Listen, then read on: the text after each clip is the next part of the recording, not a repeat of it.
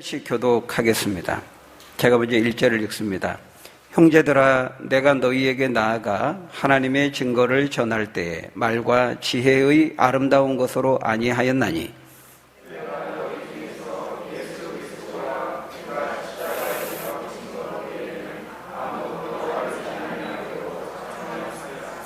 내가 너희 가운데 거할 때에 약하고 두려워하고 심히 떨었노라.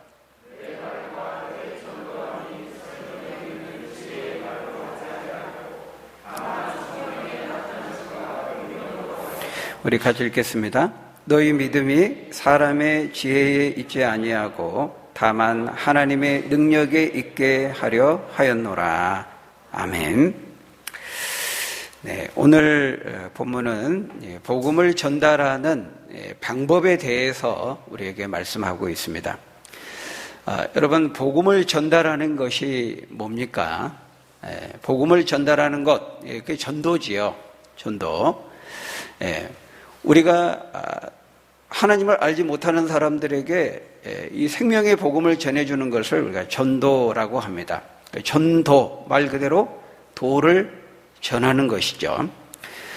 사람이 어떻게 구원에 이를 수 있는가, 죄인이 어떻게 구원을 받을 수 있는가, 그 구원의 도, 구원의 길과 방법을 알려주는 것이 바로 전도입니다. 그런 점에서 우리 기독교의 도는 뭡니까? 기독교의 도, 사람이 구원을 얻을 수 있는 방법으로 우리 성경이 기독교가 제시하는 것이 무엇입니까?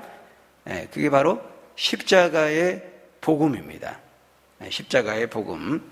우리가 지난 시간에 살펴보았죠. 앞에 1장 18절에 십자가의 도가 그랬습니다. 십자가의 도가 멸망하는 자들에게는 미련하게 보이지만 구원을 받는 우리에게는 놀라운 하나님의 능력이 된다 그랬습니다.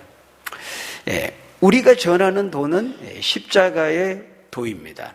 십자가의 도, 십자가의 길과 방법이 아니고서는 그 누구도 구원에 이를 수 없다. 오직 십자가의 길과 십자가의 방법을 통해서만 사람은 구원에 이를 수 있다라는 것입니다. 십자가에 못 박히신 예수 그리스도를 믿는 길 외에는 없다는 것이죠. 바로 그것이 십자가 복음이고, 그것을 알려주고 제시해주고 가르쳐주고 전해주는 것이 바로 전도입니다. 근데 우리 본문 바로 앞에 있는 1장 30절 31절에 보니까 그 전도를 뭐라고 말하냐면은 주 안에서 자랑하는 것이라 이렇게 말하고 있습니다. 전도는 자랑하는 겁니다. 뭘 자랑하는 겁니까? 십자가를 자랑하는 겁니다. 누구를 자랑하는 겁니까? 그 십자가에 못 박히신 예수님을 자랑하는 거죠.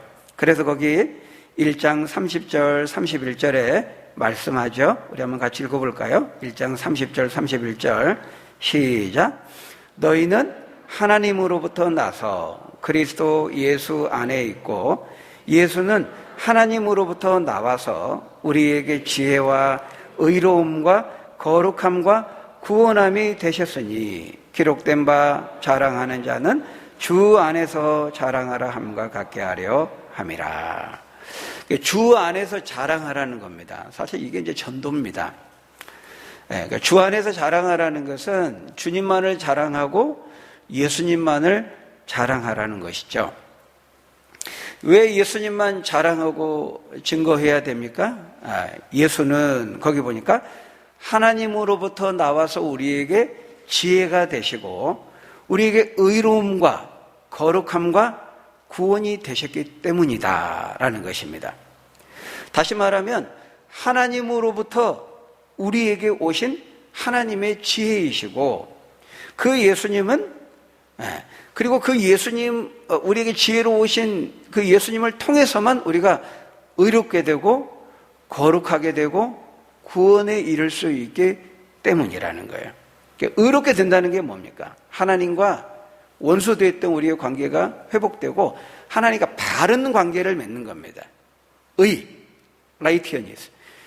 하나님과 바른 관계를 맺게 되고 거룩하게 되는 것, 죄의 문제로부터 깨끗하게 되는 것을 말하죠. 우리가 이렇게 의롭게 되고 거룩하게 되고 구원을 얻게 되는 것은 다른 길이 없고 오직 예수 그리스도를 통해서만 가능하다는 거예요. 그래서 십자가에 못 박히신 예수님을 알려주고 전해주는 것이죠. 바로 이 십자가의 복음, 이 십자가의 도, 이 십자가에 못 박히신 예수를 전하는 것이 우리 기독교가 전하는 복음의 내용이고 전도의 내용인 것입니다. 그래서 오늘 읽었던 그 2절에도 보면 다시 한번 그것을 반복해서 강조하고 있어요. 오늘 보면 2절에 보니까 내가 너희 중에서 예수 그리스도와 그가 십자가에 못 박히신 것 외에는 아무것도 알지 아니하기로 작정하였음이라. 바울이 마음에 굳게 결심하고 작정한 것이 있는데 그게 뭐라는 거예요? 나는 오직 예수 그리스도, 십자가에 못 박히신 그 예수 그리스도만 전하겠다. 이게 마음의 결정과 결심과 작정을 했다는 거예요. 왜냐하면 다른 길, 다른 도, 다른 복음은 없기 때문이죠. 그러게 만일 십자가에 못 박히신 예수 그리스도를 전하지 않고 다른 것을 전하면은 그거는 십자가의 도, 십자가의 복음을 전하는 것이 아니라 다른 복음을 전하는 것이 되어버리는 겁니다. 사도 바울이 복음을 전하면서 가장 경계하고 가장 두려워했던 것이 바로 그거였거든요. 혹시라도 자신의 연약함과 부족과 잘못으로 인해서 십자가 복음을 전하지 않고 다른 복음을 전하면 어떻게 하나, 바울이 제일 두려워했던 겁니다. 그래서 갈라디아서 1장 7절 8절에 보면 이렇게 말하죠. 우리 같이 한번 읽어보겠습니다. 시작. 다른 복음은 없나니 다만 어떤 사람들이 너희를 교란하여 그리스도의 복음을 변하게 하려 함이라. 그러나 우리나 혹은 하늘로부터 온 천사라도 우리가 너희에게 전한 복음 외에 다른 복음을 전하면 저주를 받을지어다. 맞아요. 우리도 너희에게 다른 복음을 전하면 우리도 저주를 받고, 누군가 다른 사람이 예수님을 들먹이면서 십자가의 복음, 성경이 말하는 사도들이 전해줬던 그 십자가 복음이 아닌 다른 걸 전하면은 저주를 받게 된다고 일갈하고 있습니다. 아주 강력한 어조로 말하고 있어요. 왜 바울이 이렇게 강력하게 말할까요? 그만큼 우리 기독교가 과연 무엇을 믿느냐, 무엇을 전하느냐 하는 그 전도의 내용은 굉장히 중요하기 때문에 이렇게 말하고 있는 거예요. 그런데 여러분, 그 전도의 내용만큼 중요한 것이 있는데 그것은 복음을 전하는 방법입니다. 무엇을 전할 것이냐는 전도의 내용도 매우 중요하지만 오직 십자가의 복음만 전해야 된다. 사도는 앞에서 계속 그걸 강조했어요. 우리가 전하는 그 전도의 내용, 이거 굉장히 중요하지만 그것 못지않게 중요한 것이 있는데 그것은 어떻게 전할 것이냐 하는 전도의 과정과 방법 역시 그에 못지않게 중요하다는 거예요. 오늘 보면 1절을 보면은 사도 바울이 자신이 어떻게 복음을 전했는지 그 방법에 대한 문제를 우리에게 말하고 있습니다. 우리 1절 한번 같이 읽어볼까요? 시작. 형제들아, 내가 너희에게 나아가 하나님의 증거를 전할 때에 말과 지혜에 아름다운 것으로 아니하였나니. 바울이 전도할 때 말과 지혜의 아름다운 방법으로 하지 않았다는 거예요. 그럼 대신 어떻게 했다는 거예요? 거기 4절에 보니까 성령의 나타나심과 능력으로 했다, 이렇게 말하고 있습니다. 우리 4절도 한번 읽어보겠습니다. 시작. 내 말과 내 전도함이 설득력 있는 지혜의 말로 하지 아니하고 다만 성령의 나타나심과 능력으로 하여. 바울이 어떻게 복음을 전했다는 거예요? 한마디로 말하면 성령의 능력을 의지하면서 복음을 전했다, 이렇게 말하고 있습니다. 여러분, 여기 1절에서 하나님의 증거를 전할 때에 그랬는데요, 이 하나님의 증거라는 말은 다른 말로 말하면은 복음을 말합니다. 복음. 그러니까 하나님의 복음을 전할 때에, 이런 말이죠. 근데 헬라의 원문에는요, 이 하나님의 증거라는 말이 하나님의 비밀이라는 뜻의 미스테리온이라는 단어가 사용되고 있어요. 미스테리온. 여러분, 이 미스테리온이라는 말에서 우리가 잘 아는 미스테리라는 말이 나왔어요. 그러니까 하나님의 복음은 하나님의 미스테리고 신비이고 비밀이라는 것입니다. 왜 비밀이라는 말을 썼을까? 비밀이라고 하니까 마치 하나님께서 아무도 못 믿게 일부러 못 믿도록 꽁꽁 감추어두고 숨겨뒀다는 그런 말일까요? 아니죠. 그런 의미에서 신비, 그런 의미에서 미스테리, 그런 의미에서 비밀이라는 말이 아닙니다. 이 비밀이라는 말을 사용한 이유는 그 비밀의 성격 때문에 그래요. 여러분, 비밀은 뭐예요? 비밀은 아는 사람이 있고 모르는 사람이 있는 거예요. 그게 비밀이죠. 모든 사람이 다 알면 그거는 비밀이 아니잖아요. 그러니까 하나님의 말씀, 진리, 복음, 이거는 비밀이라는 겁니다. 아는 사람이 있지만 모르는 사람이 있다는 거예요. 예수님이 이걸 복음서에서 어떻게 표현했냐면 보아도 보지 못하고 들어도 듣지 못하고 깨닫지 못하느니라, 이렇게 말씀했어요. 우리가 앞에서 1장에서 유대인들은 이 십자가 복음을 거리낀다고 했죠. 표적을 구하는 유대인들에게는 거리끼는 것이요, 지식과 지혜를 찾았던 헬라인들, 이 그리스도인들에게는 미련하게 보였다, 이렇게 말하고 있어요. 그러니까 이 유대인과 같은 사람, 이 헬라인과 같은 사람, 그런 사람들이 있다는 거예요. 하나님의 비밀을 믿고 받아들이는 사람이 있는가 하면 믿지 않고 안 믿고 못 믿고 거부하는 사람들이 있다는 겁니다. 그래서 비밀이라는 거예요. 이걸 예수님은 마태복음 11장 25절에서 이렇게 말씀했습니다. 우리 한번 같이 읽어볼까요? 시작. 그때에 예수께서 대답하여 이르시되 천지의 주제이신 아버지여,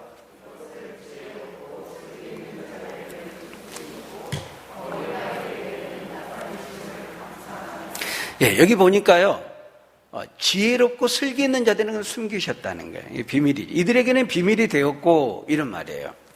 여러분, 지혜롭고 슬기 있는 자들이 누굽니까? 스스로 자신들이 똑똑하다고 슬기롭다고 생각하는 교만한 자들이죠. 우리 바로 앞에서 고린도전서 1장 20절에 보면은 소위 자신이 지혜 있다고 생각하는 자나 또 선비나 변론가, 이렇게 말했는데요. 바로 이제 이런 사람들을 가리키는 겁니다. 스스로 똑똑하고 지혜롭고 슬기롭다고 생각하는 교만한 자들이죠. 뭘 다 안다고 생각하는 사람들입니다. 이 교만한 자들에게는 하나님께서 이 십자가의 진리, 이 복음, 이거를 숨기셨다는 거예요. 반대로 어린아이와 같이 연약하고, 그래서 자신의 부족함과 어리석음을 겸손히 인정하는 사람들에게는 반대로 나타내 보이셨다는 거예요. 여러분, 이 나타내 보이시는 것을 뭐라고 말하냐면 우리가 계시, 이렇게 말해요. 계시.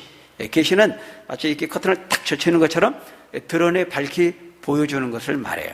우리는 성경 말씀을 계시의 말씀, 이렇게 말하죠. 하나님이 우리에게 나타내 보여주신 것만 우리는 알 수 있어요. 그게 성경이에요. 근데 자신이 소위 능력 있고 똑똑하고 지혜롭다고 생각하는 이런 선비나 변론과 같은 사람들에게는 하나님께서 이들이 못 알아보도록 못 보도록 일부러 꽁꽁 감추고 숨겼다, 비밀로 했다, 그런 말이 아니고 자신들이 가지고 있는 이 교만이 도리어 무능이 됐다는 거예요. 자신들이 가지고 있는 이 교만이 오히려 무지가 되어서 보아도 보지 못하고 들어도 듣지 못하기 때문에 믿지 않게 되었다, 그 말입니다. 그래서 믿고 받아들이는 사람에게는 이 십자가의 도, 이 십자가의 복음이 놀라운 하나님의 능력이고 축복이고 선물이 되지만, 반대로 이것을 믿지 않고 받아들이지 않는 사람에게는 마치 그것이 뭐가 같다는 거야? 감추어진 비밀과 풀리지 않는 미스테리한 수수께끼와 같은 것이 되어버렸다, 이렇게 말하고 있는 거예요. 이처럼 사도 바울이 전도하고 전하려고 했던 복음이 하나님의 증거이기 때문에 하나님의 증거, 하나님의 복음, 이렇게 말하는데요. 그게 하나님의 비밀이라는 거예요. 하나님의 증거고 하나님의 계시이기 때문에 이 하나님의라는 이 소유격이 사용되고 있잖아요. 하나님의라는 거는 하나님께 속했다는 겁니다. 하나님의 증거라는 거예요. 하나님의 계시라는 거예요. 하나님의 복음이라는 거예요. 하나님의 진리라는 거예요. 그러니까 하나님께 속해 있기 때문에, 하나님의 것이기 때문에, 하나님에게서 나온 것이기 때문에, 하나님이 주신 것이기 때문에 그 복음과 그 비밀과 그 증거와 그 계시를 전하는 방식도 하나님의 방법을 따라야 한다는 거예요. 여러분, 하나님이 정하신 그 방식, 그 방법이 뭐라는 거예요? 먼저는 사람의 말과 지혜의 아름다운 것으로 하지 않는 것이라 하는 것입니다. 그러니까 사람이 듣기에 설득력 있는 그런 그럴듯하고 번지르르한 말과 사람의 지혜로 하지 않는다는 거예요. 대신 성령의 나타남과 성령의 능력으로 하는 것이다, 이렇게 말하고 있어요. 그러니까 하나님의 전도 방법은 십자가의 복음을 전하고 십자가에 못 박히신 예수님을 전하는데, 그것을 사람들이 솔깃하고 사람들이 듣기에 매력적으로 설득력 있는 그런 말로 하지 않는다는 거예요. 그러니까 예를 들면 예수 믿으면 복 받아요, 부자 돼요, 사업이 성공해요, 이런 것들이죠. 이런 것들이 이제 번지르르한 말이에요. 솔깃한 말, 설득력 있는 말, 그런 말이라 할 수 있겠죠. 그런 방식으로 하는 것이 아니라 단순하게 예수 그리스도 십자가의 복음을 전하는데, 그 전할 때 성령이 능력으로 역사하시면 예수를 믿게 된다, 이 믿음을 가지고 복음을 전한다라는 것입니다. 이것이 하나님의 방법입니다. 성령의 방법이죠. 성령이 방법이 되는 겁니다. 성령의 능력을 의지하는 것이 하나님이 복음을 전하는 방법이에요. 이 사람의 말과 지혜의 말로 아름다운 것으로 한다, 이게 그 당시에 어떤 것을 의미하느냐면요, 이 고린도 지역, 특별히 그리스 헬라 철학에 많은 영향을 받은 사람들이 머무르는 곳입니다. 그래서 이 사람의 말과 지혜의 아름다운 것으로 하지 않았다, 이 말은 그 당시 이 그리스 철학자들 사이에 유행했던 이 웅변수를 말하는 겁니다. 지혜의 아름다운 말이라는 것은 우리가 화술이라고 하죠. 화술, 말하는 기교, 테크닉, 말하는 기술, 그걸 말합니다. 이 대도시이자 이 항구 도시로 번창했던 이 고린도라는 이 지역은요, 이 지역에서 그래도 조금 살고 조금 수준 높은 교육을 받는다 그러면은 다 이렇게 변론에 능통하게 했던 이런 웅변술에 대한 교육을 다 받았습니다. 오늘날 사람들이 다 뭐 학원 다니고 아이들 이렇게 가르치잖아요. 기본적으로 그때 이제 다녔던 학원이 뭐냐면 웅변술입니다. 웅변술, 이렇게 이해하면 되는 거예요. 그러니까 한마디로 말 잘하는 훈련을, 말솜씨 훈련을 받은 겁니다.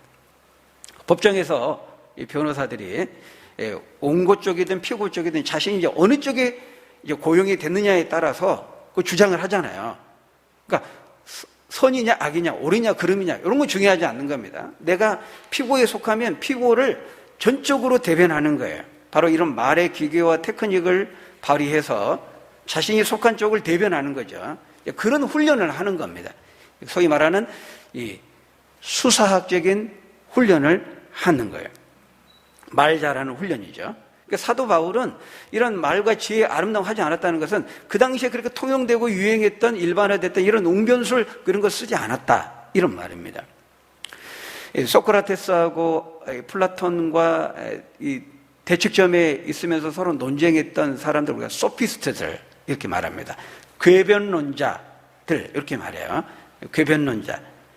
이 사람들은요 말을 엄청 잘했습니다. 이 소피스트들, 이 궤변론자들은 말을 너무 뛰어나게 잘해가지고요, 이 내용을 보면 이게 말이 안 되는 거예요. 내용을 보면 말이 안 되는데 말이 되는 것처럼 착각을 일으킬 정도로 만들어버리는 거예요. 이런 말의 기계와 테크닉을 사용해가지고, 웅변술을 사용해가지고 유명했죠. 그래서 궤변론자라 그랬잖아요. 그러니까 말이 안 되는데 말이 되는 것처럼 사람을 헷갈리게 만드는 거예요. 우리가 요솔로 혹세무민한다. 학자들 중에도 그런 사람이 있거든요. 말 잘하는 사람들이 있습니다. 내용을 보면은 말이 안 되는 거예요. 근데 그 사람 말을 가만히 듣고 있으면 논리에 쏙 빠져들여. 너무 말을 잘하니까, 말솜씨가 좋아가지고. 이 소피스트들이, 이 궤변론자들 그런 사람들이었습니다. 그런 훈련을 막 하는 거예요. 끊임없이 막 논쟁하고 훈련하고. 그래서 우리가 요즘 그런 말 하잖아요. 궤변을 늘어놓는다. 이 궤변이라는 말이 여기서 이 사람들에게서부터 시작된 말입니다. 그래서 비유법, 과장법, 집설법 이런 것들을 잘 훈련해가지고 교묘하게 기교 있게 사용하면 그 논리에 쏙 빠져들게 되는 것이죠. 그 당시 철학 수업 훈련에는 이런 이제 수사학적인 마치 오늘 학원 다니듯이 그런 훈련을 다 받았다는 거예요. 근데 바울은 그런 것에 사람들이 쏙 빠져들고 그런 것에 사람들이 인기가 많았지만은 그런 거 쓰지 않았다는 거예요. 여러분, 바울이 그런 거 쓰지 않았던 거는 바울이 그걸 몰랐기 때문이었을까요? 그거 할 줄 몰라서 그랬을까요? 아니에요. 바울도 엘리트 출신입니다.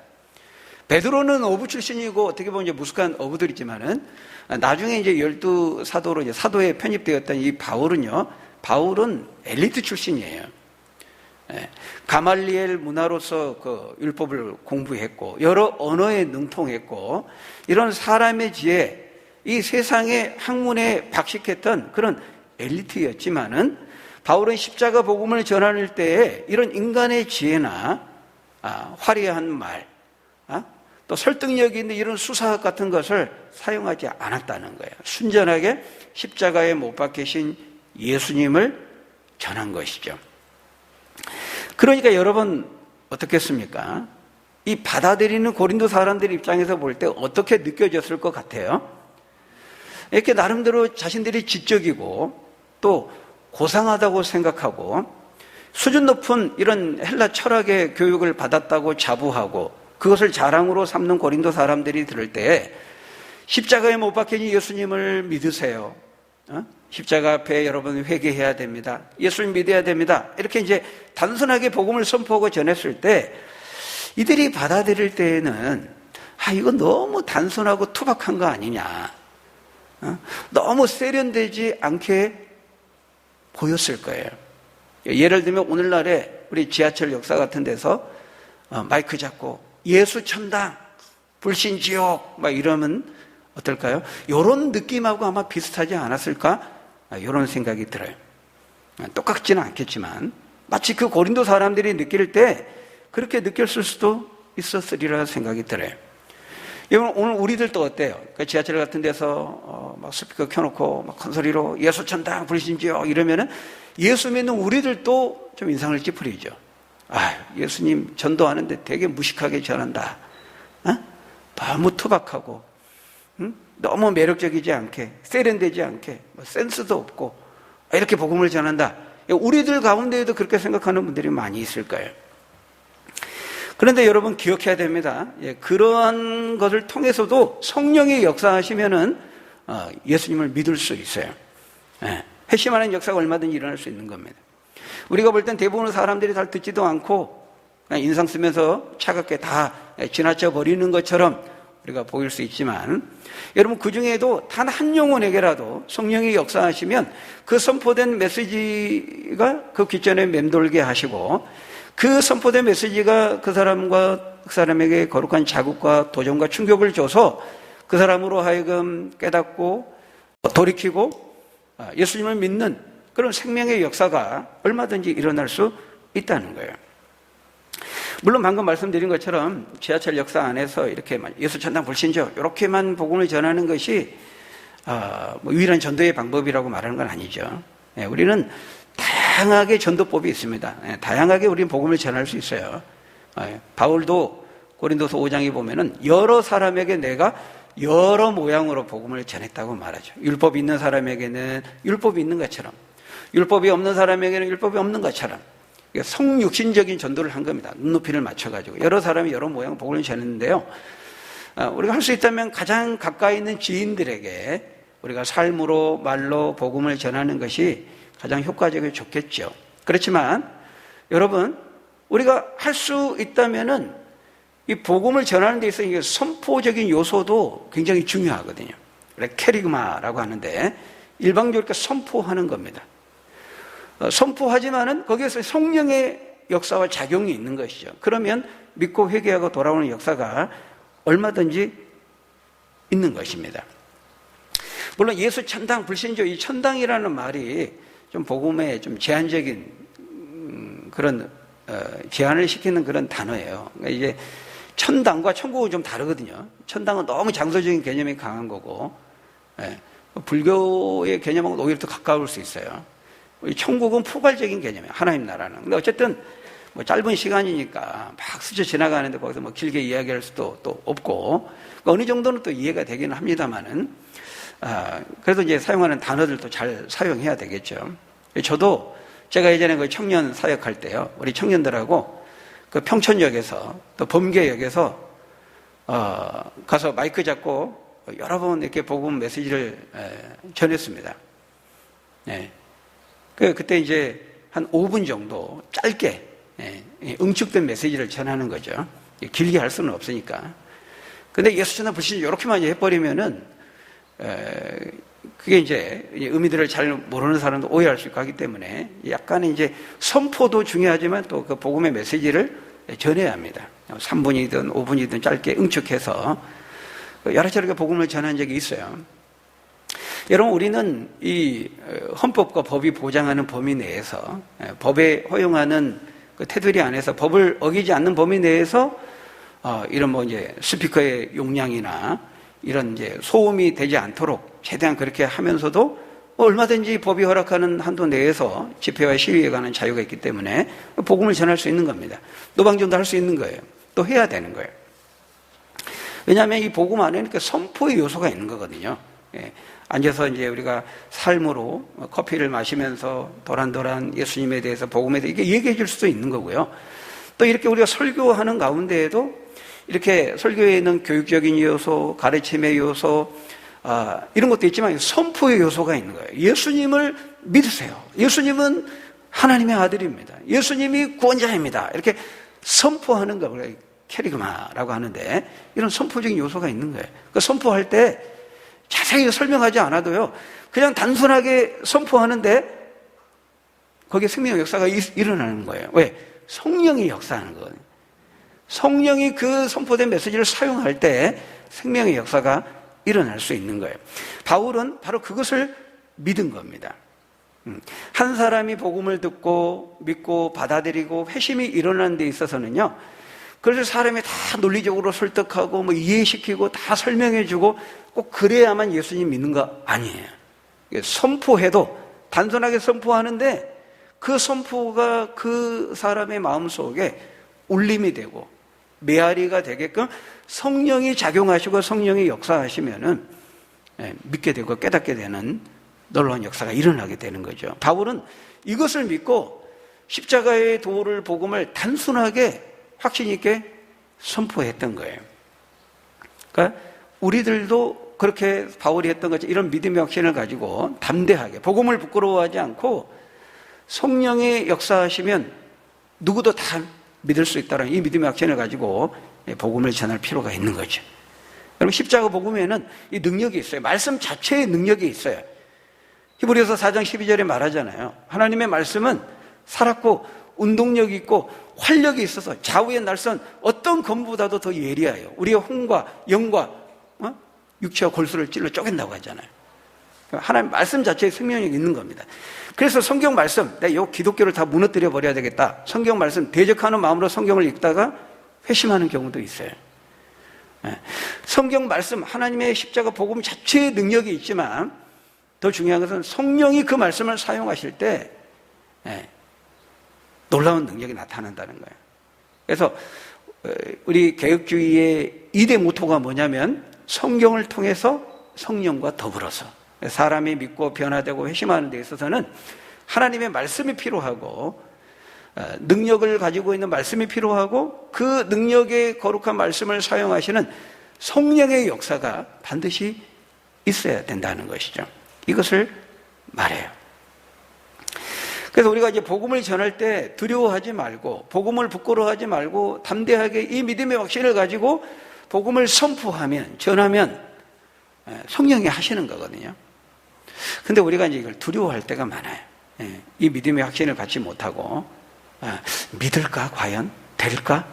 먹힐까? 이런 생각을 하는 거죠. 근데 여러분, 그러면 두려운 겁니다.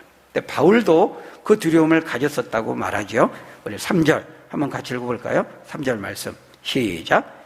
내가 너희 가운데 거할 때에 약하고 두려워하고 심히 떨었노라. 네. 바울도 두려워하고 심히 떨었다는 거예요. 복음을 전할 때. 내가 너희 가운데 거할 때 이 말 너희에게 있으면서 바울이 복음을 전하면서 개척한 교회가 고린도 교회거든요. 바울도 복음을 처음 전할 때 고린도에 가서 보니까 이 고린도가 이 만만한 사람들이 아니거든요. 첫 시간에 강의하면서도 말씀드렸습니다만 이 고린도라는 도시는 항구 도시고요. 인구 약 60만이 있는 대도시였습니다. 엄청나게 많은 수가 사는 대도시고 경제적으로는 굉장히 번영하고 부유하고 근데 그 부유했던 것들을 사용해서 다 방탕하고 또 쾌락에 빠지고 또 종교적으로는 굉장히 그 우상 숭배가 성행했던 이교 문화가 성행했던 그런 도시고 또 성적으로는 도덕적으로는 굉장히 문란했던 그런 도시가 또한 이 고린도 도시였습니다. 그러면서도 또 사람들은 자신들이 그리스 헬라 철학에 교육을 받았다고 하는 이런 헛된 자부심과 자기 확신과 충만으로 가득 차 있었던 사람들이었죠. 그러니까 한마디로 말하면 복음을 전하기가 사실 굉장히 어려운 사람들입니다. 받아들이기 어려운 사람들이에요. 객관적으로 볼 때. 그러니까 바울도 가서 딱 2차 선교 여행하면서 고린도에 가서 복음을 전하려고 딱 보니까는 이 사람들이 만만한 사람들이 아닌 겁니다. 과연 이 사람들에게 이 십자가 복음을 단순하게 전할 때 이게 먹힐까? 바울도 이런 생각에 이르게 되니까 부담감과 중압감이 들었던 거예요. 그래서 자기도 약하며 두려워하며 떨었다. 이렇게 고백하고 있는 것이죠. 여러분, 우리들도 마찬가지입니다. 오늘날 우리가 살아가는 이 시대에도요, 만만치가 않습니다. 복음을 전하기가 녹록하지가 않아요. 물론 2000년 교회 역사 가운데 복음을 전하기 쉬웠던 시대는 없었다고 말할 수 있겠지만은 오늘날 대한민국도 쉽지가 않아요. 사실은 이렇게 제3세계나 가난하고 어려운 나라들 빵을 주면서 학교와 병원을 지어주면서 복음을 전하면 굉장히 복음을 전하기가 쉽지요. 어떤 점에서 우리나라도 처음 초창기에 그랬지만 근데 지금은 사람들이 너무 잘 살거든요. 너무 부유하거든요. 복음을 전하기가 어려운 겁니다. 실제적으로. 근데 진짜 이제 복음의 능력이 나타나야 될 어떤 증명이 될 어떤 그런 상황이라고도 말할 수 있어요. 빵으로 안 되고 눈에 주어지는 것으로 이제 안 되면 진짜 이제 복음의 능력, 십자가의 복음의 능력이 그 진가가 나타나야 시험되는 그런 상황이라고 볼 수 있습니다. 오늘 우리도 2년 동안 코로나 거치면서요, 이 신천지 이단이 완전히 교회의 이미지를 다 망쳐놔 버렸고, 또 매스컴을 통해서 교회에 대한 이 부정적인 집단 감염지라, 근원지라 그래가지고 부정적인 이미지가 너무 많이 방송되다 보니까 요즘 이제 교회에 나오면 굉장히 그 부정적인 이미지를 많이 갖습니다. 더군다나 우리가 이제 광교 요 지역이 또 그래도 경제적으로 생활 수준이 또 어느 정도 되고 또 살만한 사람들이 많다 보니까요. 굳이 예수님 없이도 예수님의 필요를 느낄까? 이 사람들이 복음을 전할 때, 특히 십자가 못 박히신 예수님을 전할 때 이게 먹힐까? 이런 이제 의심과 걱정과 두려움이 생길 수 있다는 거예요. 복음을 전하는 입장에서는.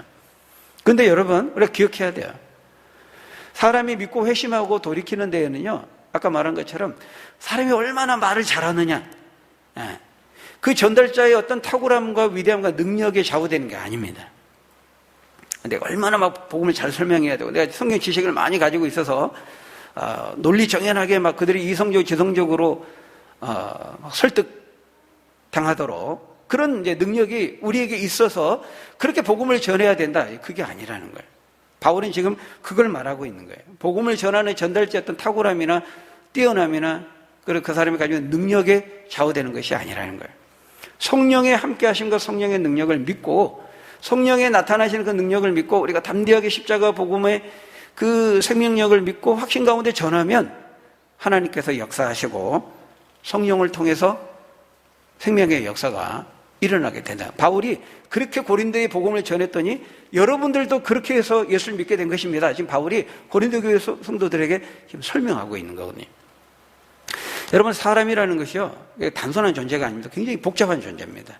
또 섬세한 존재고 말 잘하는 단순히 몇 마디의 말로 사람이 회심하고 설복당하고 그런 존재가 아니에요. 인간이라는 존재가 참 사람이 변화되기 어려운 존재입니다. 뛰어난 가수의 그 감미롭고 아름다운 그런 감동적인 노래와 음악을 들으면은 그 순간에는 막 감동이 있죠. 스토리가 있는, 감동적인 스토리가 있는 그런 드라마나 영화를 보면서 사람들은 웃기도 하고 울기도 해요. 감동을 받아요. 변화되는 것 같아요. 재미있는 막 코미디 개그 막 보면 막 신나게 웃고 막 사람들을 들었다 놨다 합니다. 근데 여러분, 그것이 사람을 변화시킬 수 있을까요? 그 순간에는 뭔가 일어나는 것 같아요. 근데 돌아서서 일상의 삶으로 돌아가면 다 원상태로 돌아가는 겁니다.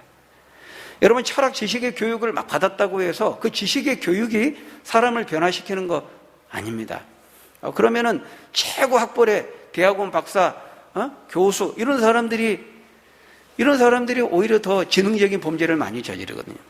교육을 많이 받는다고 해서 그 지식의 교육이 사람을 변화시키는 거 아닙니다. 모든 상황에 대처하는 능력이 뛰어나게 만드는 거죠. 어떤 점에서 보면은. 사람은 쉽게 변화되지 않아요. 인간이라는 존재가 그렇게 단순하지 않습니다. 복잡합니다. 무엇보다 10년 깊숙이 자리 잡고 있는 이 강력한 이 죄의 문제를 그런 방식으로 해결할 수 없어요.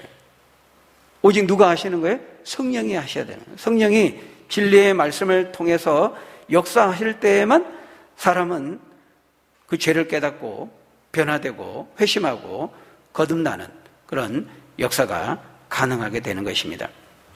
그래서 에레미야 17장 9절에 보면 만물보다 거짓되고 심히 부패한 것이 사람의 마음이라 누가 능히 이를 알리오마는. 교육이나 이런 어떤 문화적인 콘텐츠나 뭐 이런 것으로 사람이 변화될 수 없다는 거예요.